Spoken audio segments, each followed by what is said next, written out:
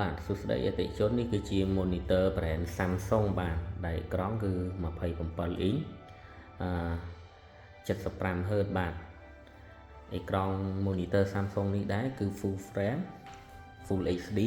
យើងអាចមើលឆ្វេងមើលស្ដាំក៏នៅតែច្បាស់ដែរបាទហើយ port នៅខាងក្រោយរបស់ monitor គឺមាន port HDMI និង port VGA គឺមាន2 port បាទបងប្អូនដែលមានតម្រូវការចង់បាន monitor Samsung គឺអាចមករកជាវបាននៅ KWS ខេត្តព្រះសីហនុនេះផ្នែកនៅខាងក្រោយក៏យើងអាចចាប់ជាមួយនឹង stand អីបានផងដែរសម្រាប់យើងចាប់ទៅលើជញ្ជាំងអីយើងមិនបាច់ប្រើជើង original របស់ monitor ក៏បាន